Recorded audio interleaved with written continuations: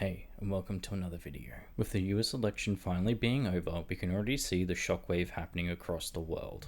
With a lot of the automotive industry not sure what they can do about the tariffs that Trump has proposed, with outside sources saying that this could be a real big shock to the American industry in both good and bad ways, because most vehicles aren't made in the US. Trump's statement saying that he'll put tariffs on cars that aren't made in the United States, including up to 25% on some tariffs, and up to 200% if John Deere moves the manufacturing and building process over to Mexico, was a worry just for other businesses in the United States as well if they try and move their manufacturing outside of America. With these new tariffs coming into effect, a lot of the companies need to prepare themselves, and auto manufacturers need to prepare themselves for these new tariffs that could be hitting soon.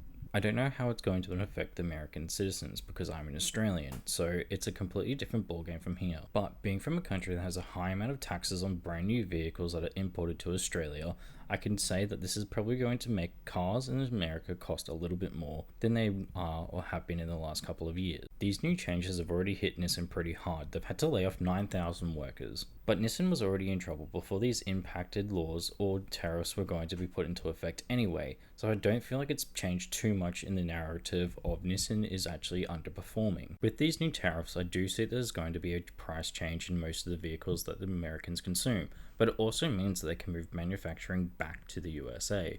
What I don't know if it's a good or bad thing. As someone that works in logistics, I can tell you this from a fact, that manufacturing and transport is a huge contributor to all businesses. I feel like for the first 4 years, the Americans may not see a huge impact hitting them at first, but as time goes on and a lot of infrastructure needs to be built around these new manufacturing plants, I feel like that's where the problem's going to come in, because you need to have the infrastructure for this to work. With a lot of manufacturing being done in other countries, I feel like this is going to have a huge impact on the American lifestyle, especially in the car industry, because the car industry can't just pick up and move to a new location willy-nilly, because there's so much that goes into building a car. There's so much logistics, there's so much information, and there's so much technology that needs to be prepared and ready to move. It also comes down to cost. How much will it cost to build the vehicles that they need to provide?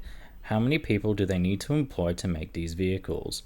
Everyone thinks that manufacturing is easy. It's just having a computer build something, but you need to have the infrastructure to do so.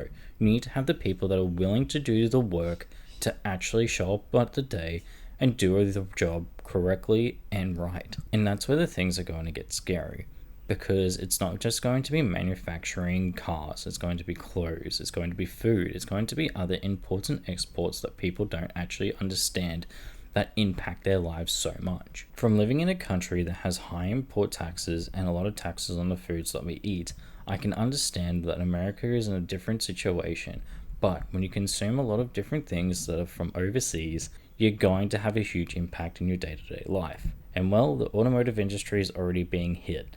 So I don't know what the future holds for the US and their markets, but I do wish them all the best. And well, hopefully there's good news out of this and I can eat my own words.